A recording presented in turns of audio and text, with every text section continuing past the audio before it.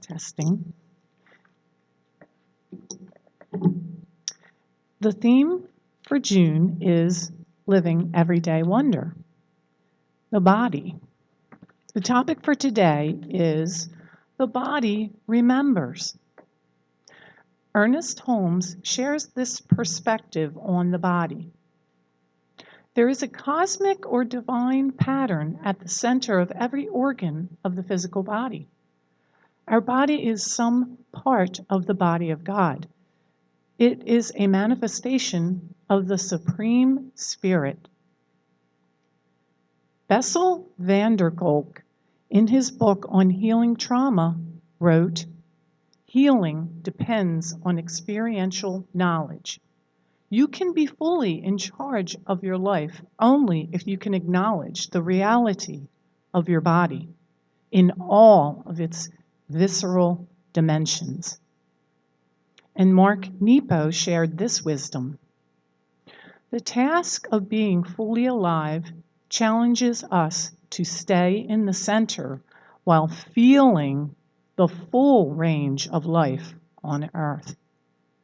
Let's affirm together, I feel and honor every sensation in my body. And at this time, I would like to introduce our beloved Reverend Kathleen. Thank you.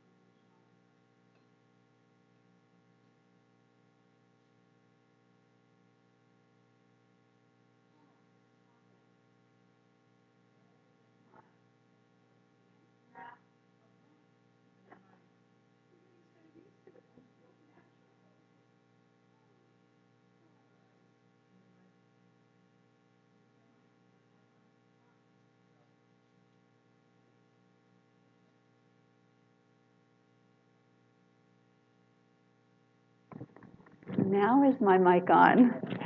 Okay, very good. Well, the topic this month, the body. And living everyday wonder, I love the theme for this entire year. It reminds me of the importance of stopping, being in the present moment, and really taking the opportunity to wonder and get into that state of awe and wonder about every little thing about life. And this month we're focusing, of course, on the body, the magnificent miracle of the body. And anybody who has studied all of the various chemical processes and everything that go on the body, go on in the body, whether you're a physician, we have one in the audience. I see her back there today. Good to see you again, Dr. Terry.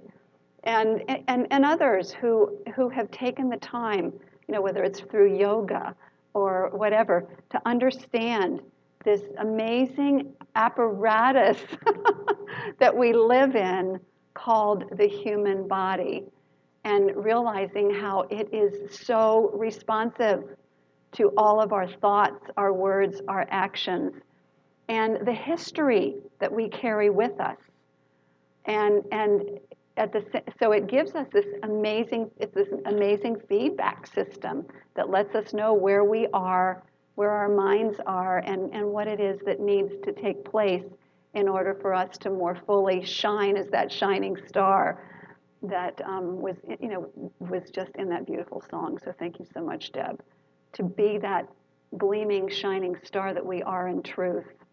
And so today is really all about the importance of addressing the traumas that have been carried in our body temples from the time we were young.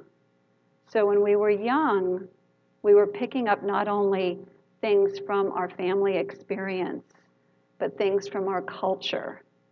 What Ernest Holmes called race consciousness and what Carl Jung called collective consciousness.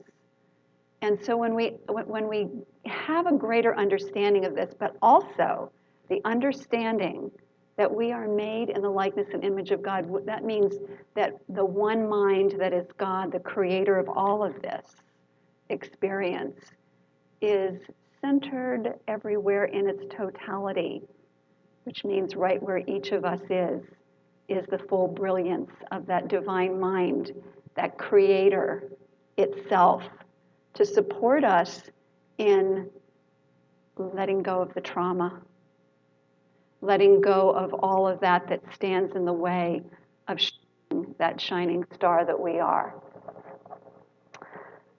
So with that in mind, I want to make sure that I stay on track here.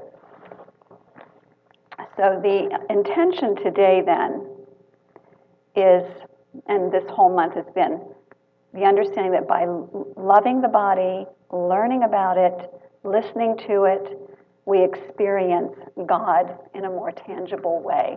I love that image, that it's very clear to me, just in that one sentence, what our path forward is. And so today, the particular focus, and this is getting kind of ringing. Am I standing in the wrong place? How about that? Is that better? Okay. So the intention for today is to highlight the importance of mindful attention to body sensations and the messages that they offer in order to release trauma and to embody presence. So let's talk about that word embodiment. Embodiment.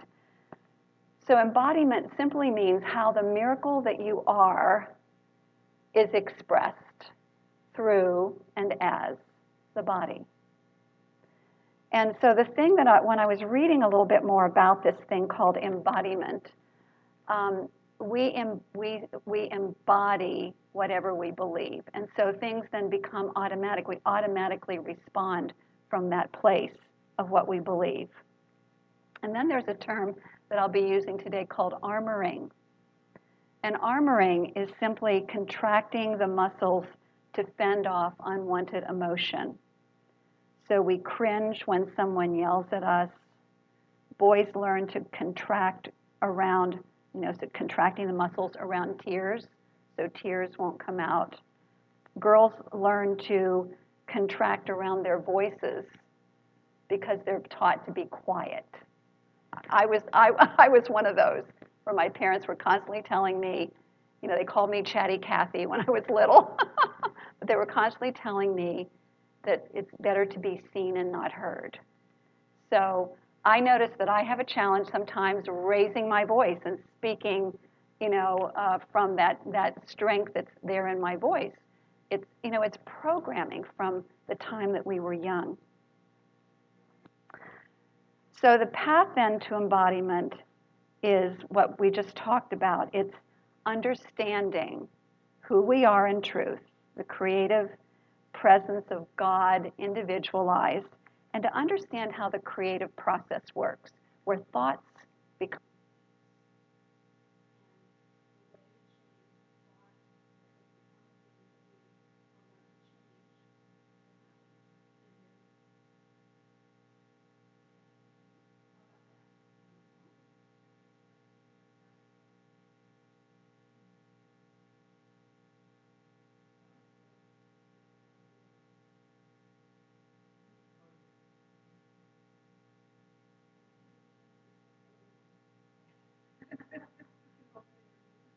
Oh, there, it's back on again.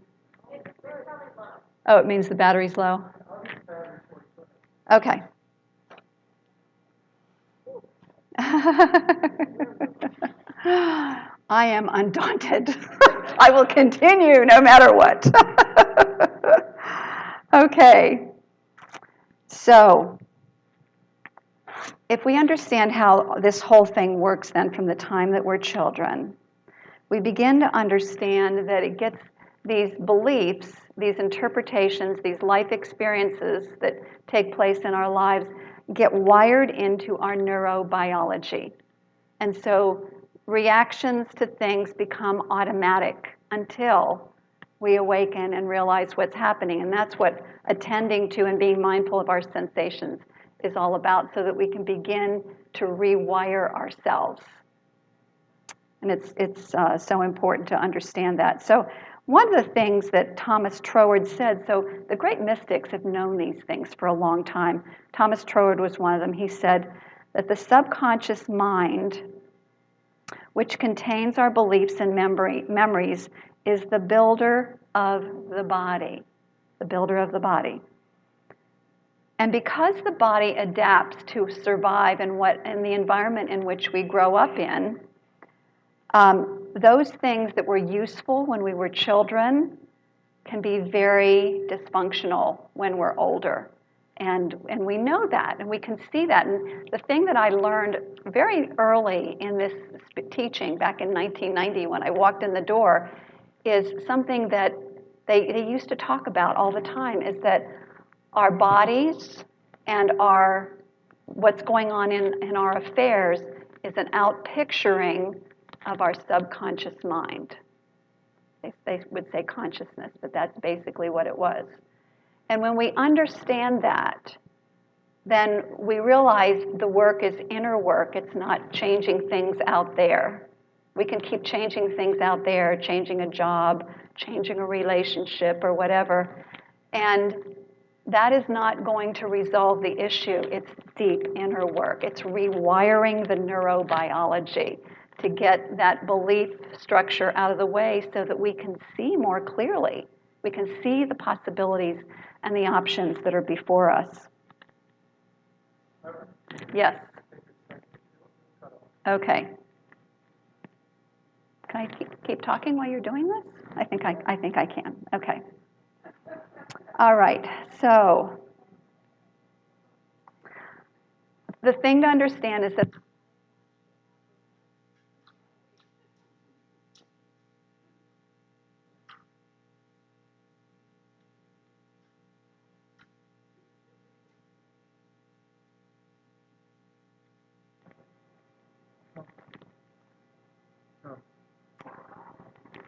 when we understand that the body is this apparatus then that filters out what's going on, we realize then that we have blind spots.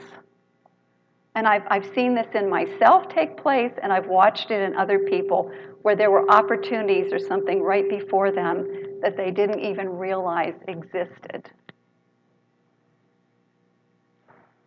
Let's breathe on that. Because the body apparatus was wired to block that from the awareness, from our perception. It's really, I like to, rather than get scared by it, I think it's really important to say, wow, isn't it good that I have this information so I can do something about it?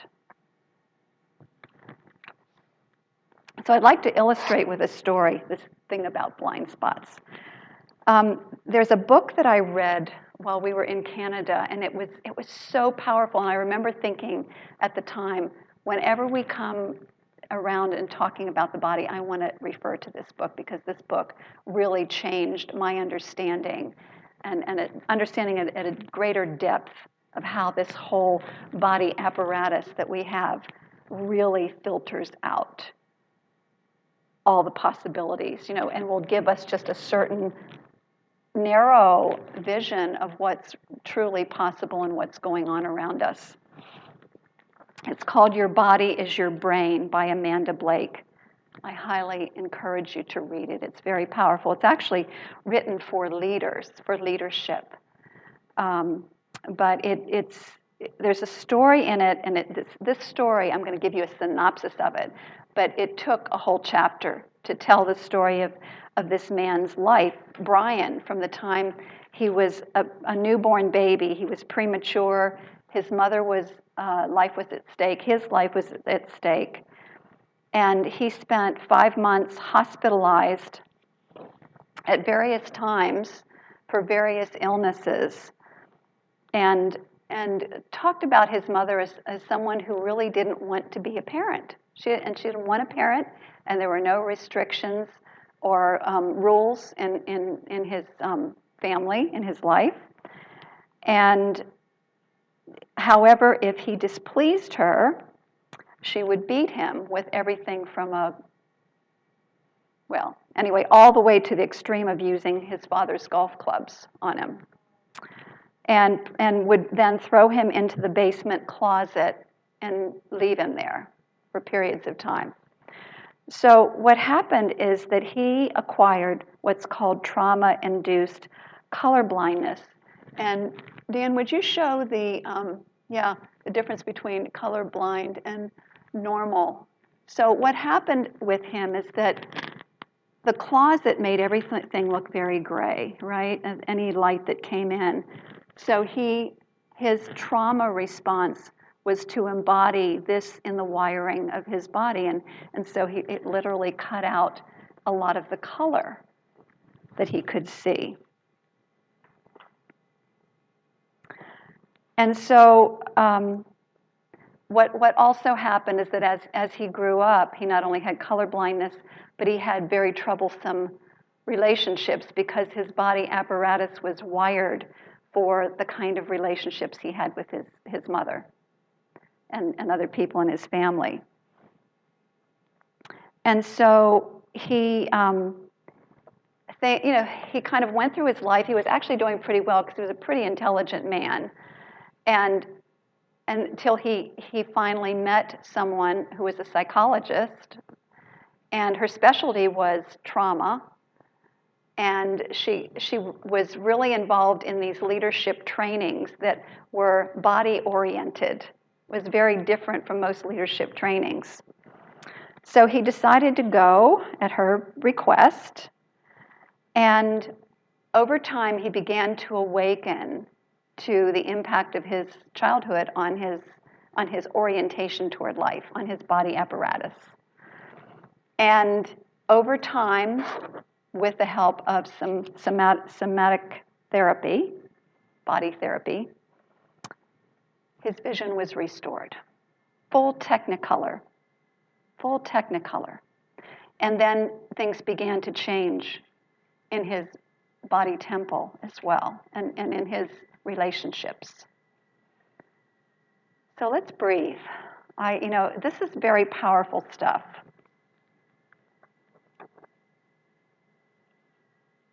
So the bottom line is if we ignore those signs and signals going on in our bodies, if we just brush them off, or if we, and there are many modalities that are out there to address them, but if we don't understand the mechanism of how all this works, and think the body is just this biochemical thing, if we treat it like a thing instead of as an expression of the self and of the subconscious mind, we miss a great opportunity to do the in-depth healing that is necessary.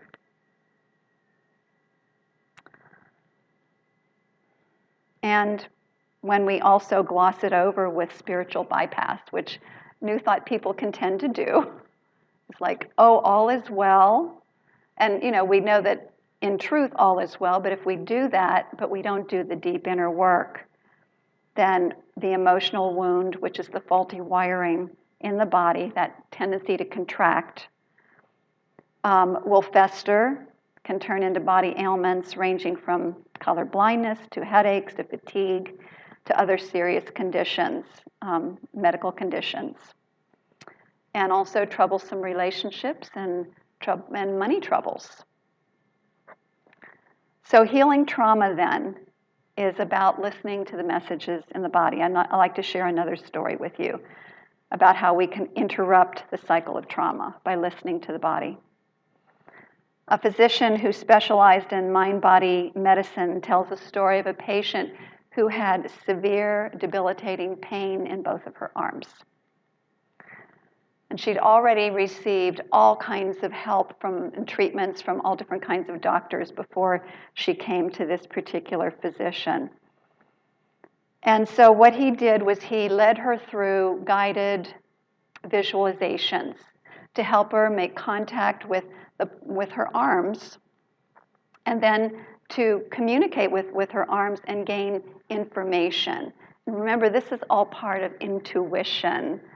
So this is the wisdom that's present already within us.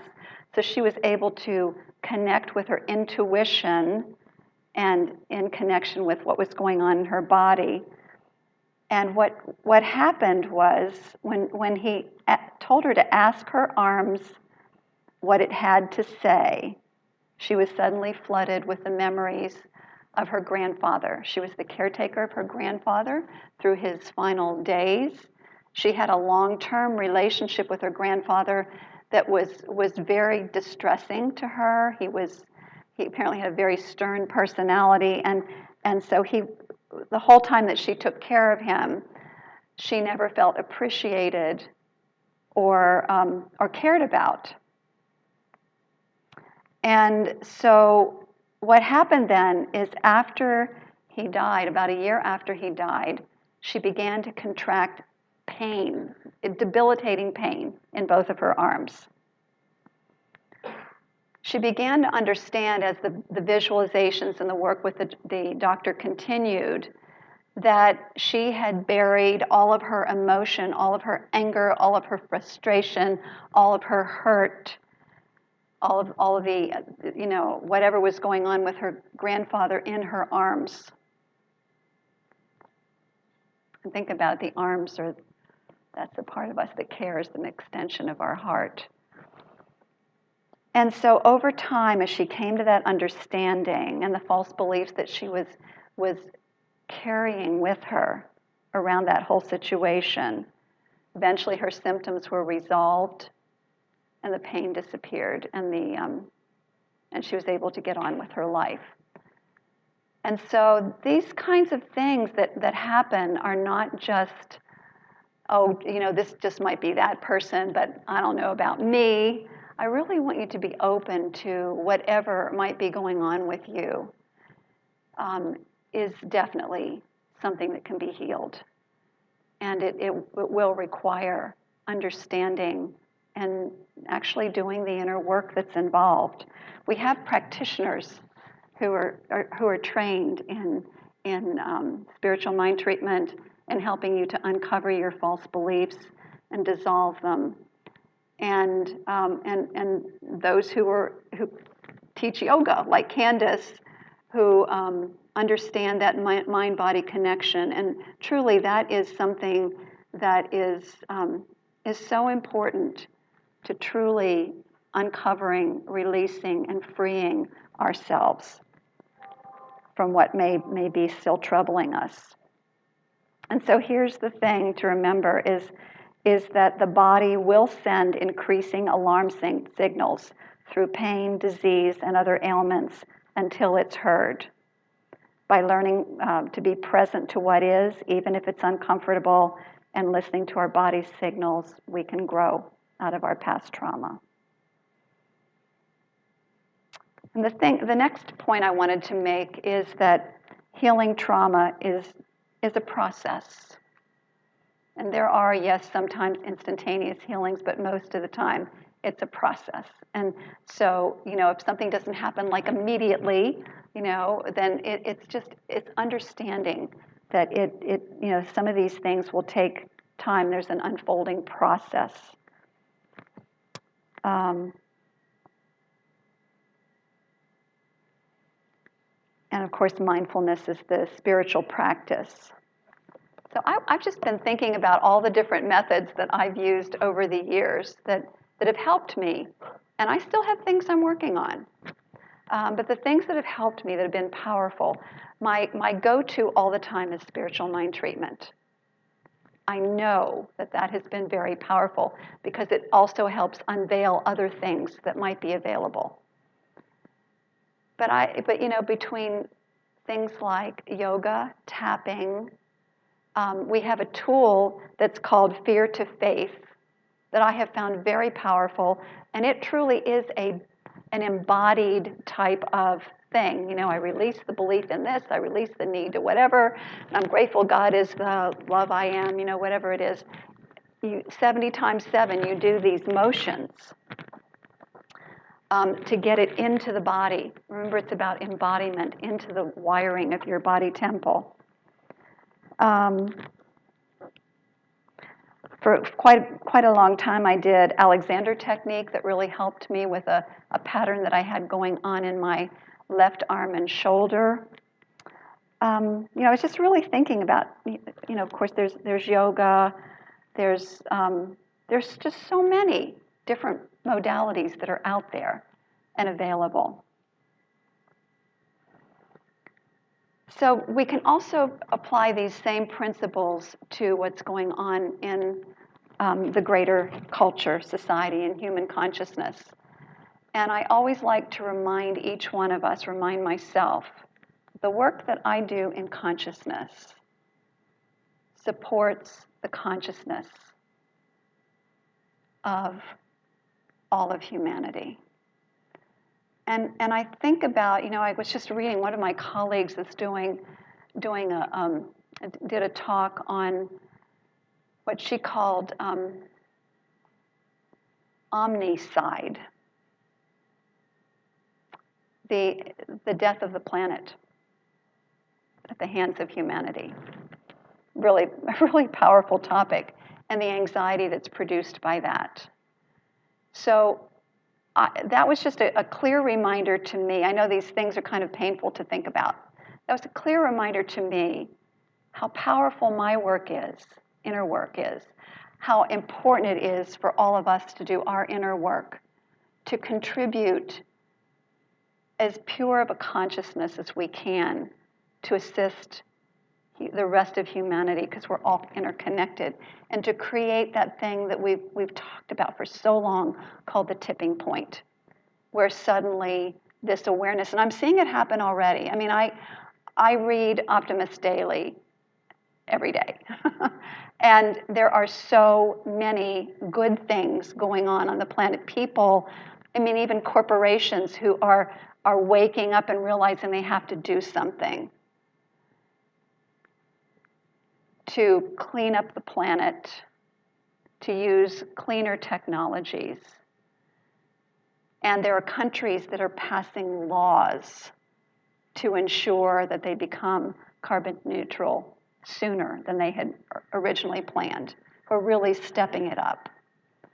So it's important to remember we're not alone here. There are many others that are working on this as well. We can do something. We do make a difference. Remember, the consciousness that operates at the vibration of love and above that are exponentially more powerful than those who are in the negative range of fear and those other kinds of things. So we can make a difference, and it is important that we make a difference. And I know you're here because you want to make a difference. I understand. That's why everybody's here. And I am so grateful to be in your company. I'm so grateful to be in this community that is so dedicated. So what I'd like to do is end with a dear understanding, an important understanding, that today, as we celebrate Juneteenth, as we celebrate the emancipation of the end of slavery, the effective end of slavery, as we remember that our brothers and sisters of color have been in a situation, have been born into a situation that has been traumatizing, and that this trauma not only affects all of them, it affects all of us because we are all interconnected. As we remember that it's also Father's Day, and I'm so grateful to all of you who are fathers and who have been fathers. I'm grateful to those who have fathered me, whether it was my own father or other male figures, as I've been moving through life, that have been nurturing. I am so grateful to those men who understood what their role was and did it and said yes. So thank you. And those who are here, Dan, Bruce, I thank you so much for your loving care. For your loving care. I really appreciate it. And those who aren't here, I know there are people like Tom and Dwayne and others who aren't here today who are very nurturing, kind people, and I really appreciate you. But also it's important to remember that if there is any trauma left over from fathers, that we deal with it. And so let's just take a moment now. And this is just a very simple practice that you can take with you. Turn within, if you would. Close your eyes. and begin to notice. Just take a few breaths, first of all, so we can stay in the observer self, centering in our observer self. A presence of love and compassion, and just noticing any sensations in the body temple around anything that might be going on for us, whether it's still some unresolved father stuff that's going on, or just reactions to the history of slavery in our country. And patiently and curiously observe what comes up. Without fear, understanding these are sensations, the ways in which the body has learned to contract at the thought of what it considers to be danger. And that we can soften those areas with our love and our intention and our attention. We can soften.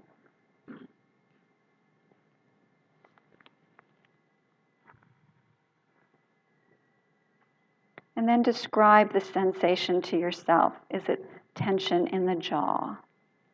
Is it a contraction around the heart? Is it butterflies in the stomach? And then you can ask that part of your body, if you're willing, what message do you have for me? How can I grow from this? Get quiet and listen.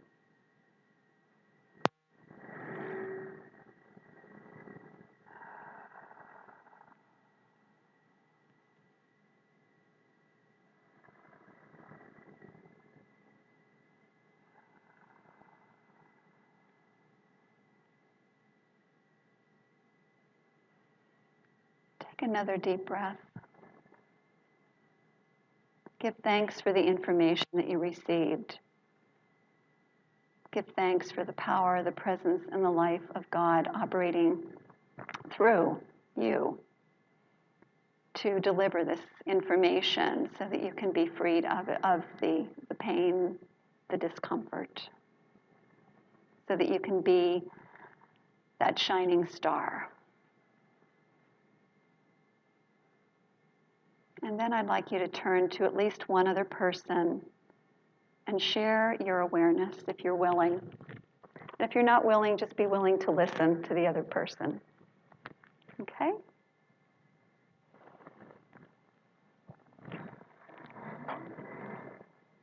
Bring that to a conclusion.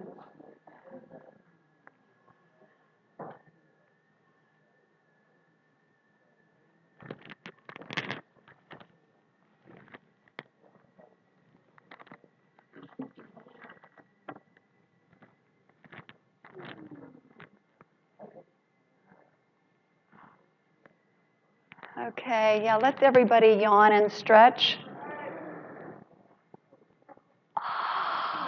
And just notice what your takeaway is.